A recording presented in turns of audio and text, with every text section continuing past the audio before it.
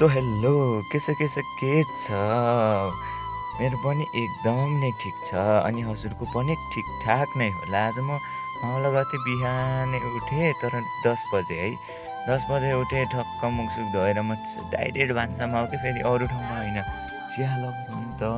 चिया खाएँ अनि ठक्क भ्यूको आनन्द लिँदै चिया खाइरहेको थिएँ। फेरि म चाहिँ एक्कासी हेर्छु न त बाले त बिहानै उठ्दा त पैसा गन्दै हुनुहुन्छ ल, हेर्नु न पैसा गन्दै। म त्यहाँ नहेरी दाउराले बनाएर लिएर आएँ अनि पन्चर च्याप्प छोपेर म दाउरालाई प्याकपुक हानेर ठक्क बनाइसकेको छु।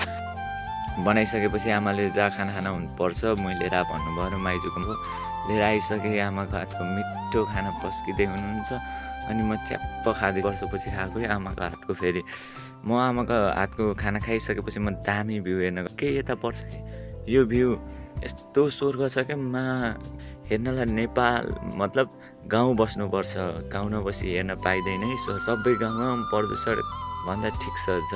आजको बेला कस्तो लाग्छ लाइक कमेन्ट सेयर गर्न। जय शम्भु, राधे।